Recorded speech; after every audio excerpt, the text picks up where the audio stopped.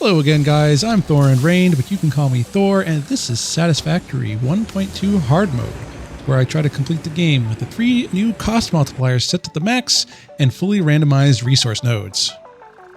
Last time, I had completed the obstacle clearing and field research milestones, unlocked overclocking at the MAM, and established a solid power plant. Today, I'll wrap up getting most of the Phase 1 items automated, and as the title of this video suggests, we're going to take a deep dive into just how many raw materials it takes to complete Phase 1, and the overall plan going forward. With that said, I have a bit more overhead of electricity from my new power plant, so I can start relying less on the portable miners and automate mining limestone for the concrete production line.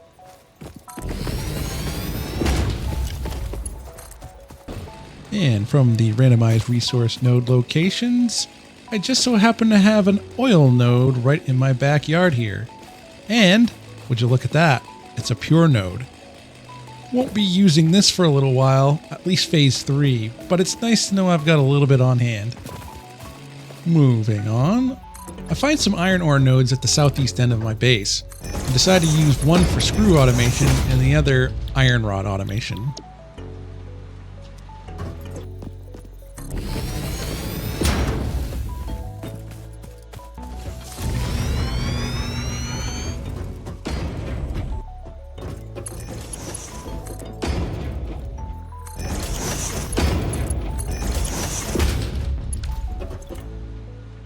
And soon after that, I complete the part assembly milestone that I started in the last video.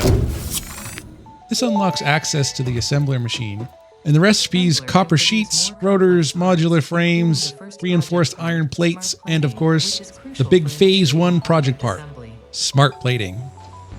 I go to place down the very first assembler, but I'll need to handcraft some reinforced iron plate and rotors first in order to do that.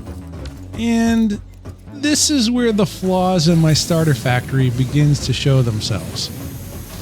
While it's nice to have all these items automated, I have to run all over my factory just to collect them.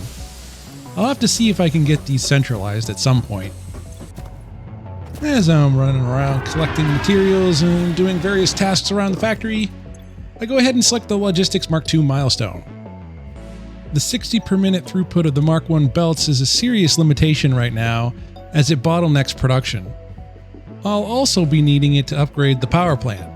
The 200 concrete, 300 iron rods, and 300 iron plates are fairly easy to collect at this point, but without any automation for the reinforced iron plates yet, I double my efforts on setting up the assembler.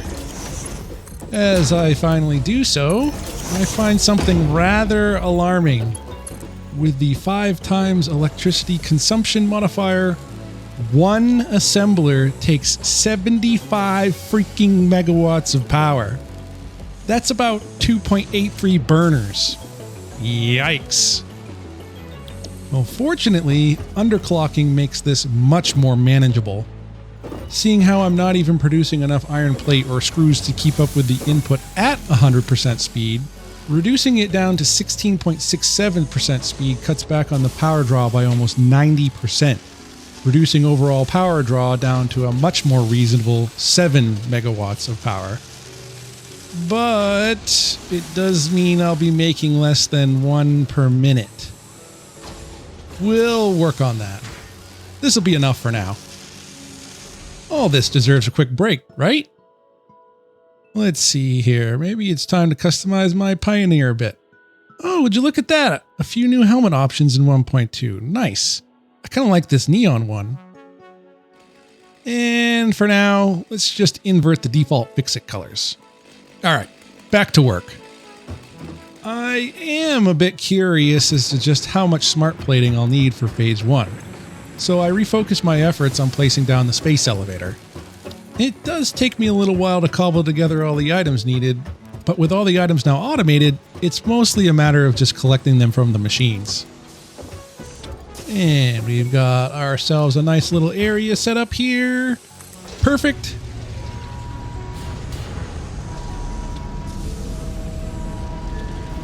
And then we can see the big 100 times multiplier showing its ugly head for the first time. 5,000 smart plate. Oh my God. Well, time to break out good old Google spreadsheets here to analyze each item and how many I'll need to complete phase 1. At 5,000 smart plating, I'll need 10,000 reinforced iron plates and 10,000 rotors. Ugh. And it's only going to get worse from here. I won't trace back on every single item for both of these production lines, so I'll just summarize how much iron ore is needed in total. For reinforced iron plate, and to go to iron plate, I'll need a total of 720,000 iron ore. And for the screws, I'll need a total of 480,000, giving a grand total for just the reinforced iron plate of 1.2 million iron ore. For the 10,000 rotors, I'll have to break it down into two different assembly lines, iron rods and screws. For the iron rods, I'll need a total of 400,000 iron ore, and again, for the screws, another 1 million ore, for a total of 1.4 million ore. And putting that together, if we don't do anything else for phase 1, we will need 2.6 million iron ore to complete phase 1. Oh God. Okay, this is not a time to panic. Fortunately, there is quite a bit we can do about this massive requirement, and it comes in the form of alternate recipes. First and foremost, the biggest cost on this project is constructing the screws, and there just so happens to be an alternate recipe that will be critical for reducing the total cost. That recipe is none other than cast screws. This alternate recipe has the largest impact, as not only does it reduce the total number of iron ore by 50% because of the 2x multiplier, it also completely skips a step of production, meaning less machines, meaning less power needed overall. Replacing cast screws results in a reduction of 740,000 iron ore, around a 28.5% discount. Not too bad, but we can do better. What if we didn't need quite so much iron ore for the rotors? Well, let me introduce to you the alternate recipe, copper rotors. Not only does this replace the need for iron rods, it also reduces the total amount of ore required from 400,000 down to 320,000, but I'll need to get copper ore instead. Additionally, this recipe is more efficient on screws than the standard recipe, reducing the total amount of iron ore needed to make screws from 500,000 down to a little under 347,000. With both of these recipes, we've now reduced the total amount of our ore needed down to a little over 1.6 million and a total discount of 37.5%. However, we can still do better.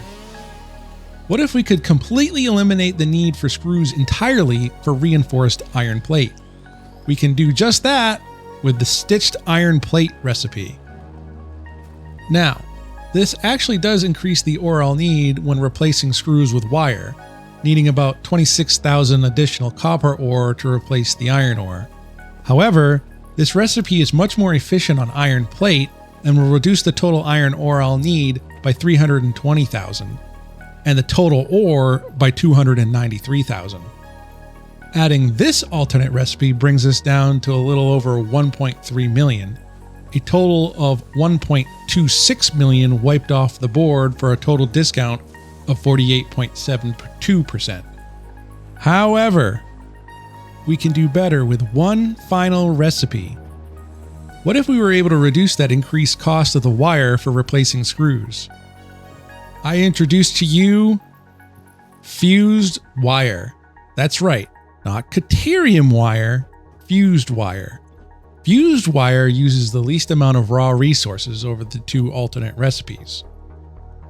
With all four alternate recipes combined, the total amount of raw resources needed for phase 1 has been reduced from 2.6 million down to a little over 1.19 million. Over 1.4 million or less, and more than half of the requirement discounted before we even started placing a single machine. Classification and Alright, potential countermeasures. now that I'm feeling a bit better about the total cost for phase 1, I wrap up unlocking the Mark II belts before heading out to do some hard drive hunting. I begin to explore towards the southeast of my factory, where it doesn't take too long for me to find a drop pod, albeit guarded by an alpha hog. Fortunately, it doesn't require any power or items to unlock it, so I quickly nab it and go on my merry way. Once back at the base, I throw it in the MAM to start the 10-minute scanning process. Meanwhile, I keep exploring a bit further south and find another alpha hog guarding a power slug. I attempt to go around, but this hog is most intent on channeling his inner Gandalf the Grey and ensures that I shall not pass. Freaking hogs. Anyway, as I go back to figure out how to get down to the death grate, I find that there's actually another pod fairly close by and mark it on the map. I eventually get myself to the pod and deal with the local spitter. But as I go to open the pod, I find this one requires 60 megawatts of power to open. Alright, not too bad I guess. I'll just set up a power pole down here and connect it to my factory in a little bit.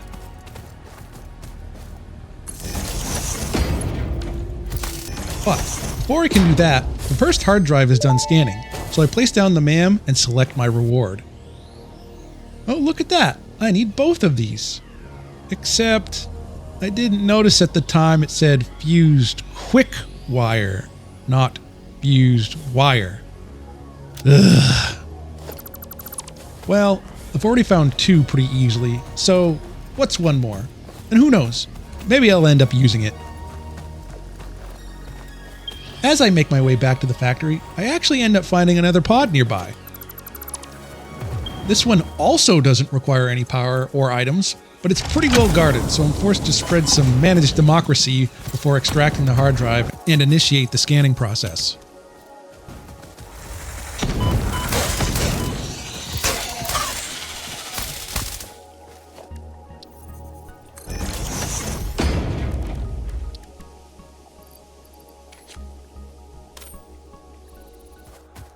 I finally get back to the factory to set up some power lines and run all the way back down to the second pod.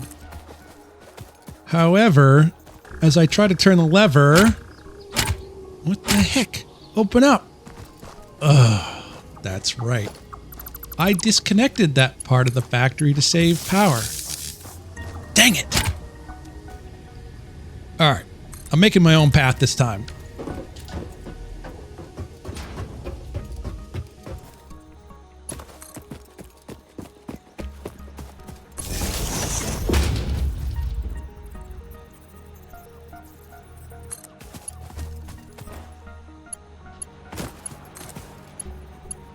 Yeesh.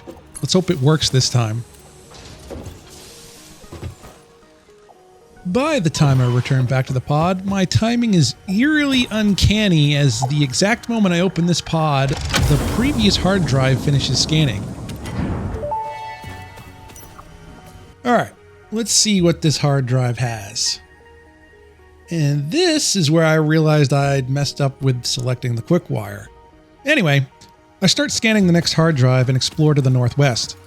Within 10 minutes, I find another pod, deal with the hostiles, and open another easy pod.